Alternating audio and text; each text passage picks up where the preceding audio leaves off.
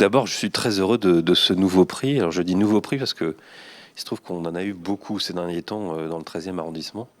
Donc il va falloir qu'on rajoute une étagère, mais ça fait toujours plaisir, hein, c'est comme les coupes.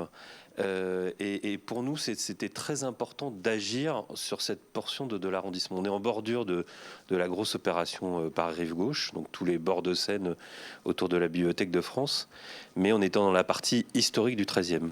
Et donc de réussir toutes les coutures, toute la proximité, avec le but de montrer évidemment aux habitants que Paris-Rive-Gauche, c'est pas quelque chose qui se juxtapose à là où ils habitent, mais qui au contraire intervient positivement dans la partie historique du 13e. Et donc on a accompagné toute une série de rénovations sur la rue du Chevaleret, sur les proximités, et là en l'occurrence rue de Tolbiac, et avec plusieurs bâtiments qui ont changé d'allure, des bâtiments de logement, des bâtiments de bureaux, avec un dialogue qui s'est construit avec le promoteur immobilier, en leur permettant d'ailleurs de gagner en constructibilité contre une belle opération de rénovation. Et je suis évidemment très heureux du résultat. Touché évidemment qu'il y ait une œuvre artistique qui soit venue s'installer dans l'immeuble parce qu'on y tient, parce qu'on a lancé un petit peu la mode aussi.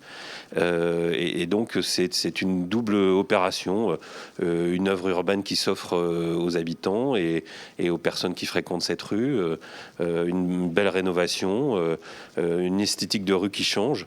Et donc ce prix, j'ai l'impression qu'il vient couronner aussi tout ce travail de fond dans le quartier.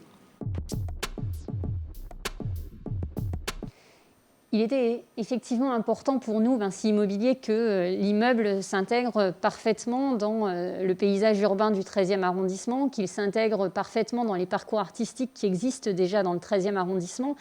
Et du coup, c'était assez naturel pour nous de faire entrer ce projet en résonance avec notre inscription dans la démarche Un immeuble, une œuvre, et de faire travailler collégialement sur ce projet une démarche artistique et un travail d'une équipe d'architectes. C'est aussi important pour nous, à chaque fois qu'on développe un immeuble, de se projeter dans ce qui sera le bien-être de ses futurs usagers. C'est important que les gens aient envie de venir sur leur lieu de travail, peut-être encore plus aujourd'hui. Et ça impose que l'on puisse travailler sur leur bien-être, sur le confort d'usage, sur la luminosité des espaces de travail. Et ça nous paraît également important que ce bien-être se retrouve dans l'attachement qu'auront les usagers à cet immeuble. Cette façade, elle crée quelque chose de différent sur cet immeuble, elle donne envie de se l'approprier et c'était quelque chose qui nous importait beaucoup. Le point de départ, pour nous, c'est toujours le contexte. En l'occurrence, on est sur une parcelle qui est traversante et qui jouxte en fait un espace libre végétalisé. Et donc on a cherché et c'est ce qu'on recherche dans tous les projets, à retourner la contrainte, c'est-à-dire la sublimer. Et on aime bien le terme de sublimation, c'est la transformation d'un état solide à un état gazeux. En l'occurrence, c'est l'état lumineux qu'on a recherché sur ce projet. Et notre action, elle s'est portée sur deux choses. D'abord sur la volumétrie. On a vraiment essayé de sculpter une volumétrie en fonction du contexte.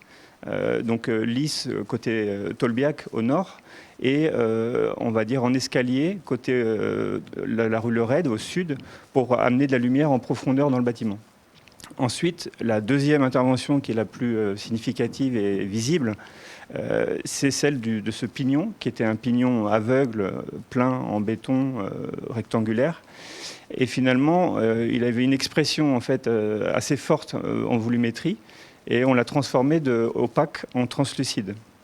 Et en fait, ça a transformé le bâtiment d'un bâtiment de 2 façades en un bâtiment en 3 façades. Et ça a changé complètement les conditions d'usage intérieur et extérieur aussi. Ensuite, naturellement, en fait, est venue l'idée d'intervenir artistiquement sur ce pignon. Et il faut saluer le travail de Carmen Perrin, avec qui on a travaillé très étroitement et qui a fait un travail sur la décomposition de la lumière. Et donc ce grand mur pignon à base de pavés de verre vient décomposer la lumière en un cercle chromatique qui recouvre toutes les couleurs en fait, qui existent. Ce qui a pour but en fait, d'apporter en fait, une façade qui est irisée, qui change suivant le matin, le soir, la lumière du jour, s'il fait gris ou s'il y a du soleil. Et ça apporte une variété très très importante et très qualitative au projet. Donc nous, on est très très contents du résultat et de ce prix, et on souhaite aussi remercier très chaleureusement le maître d'ouvrage, Vinci Immobilier, qui nous a permis en fait d'aller au bout de ce projet qui est atypique et pour nous très réussi. SMA BTP est fière d'être aux côtés de la filière pour cette édition 2020. Elle est fière de pouvoir parrainer des projets toujours plus innovants, toujours plus novateurs.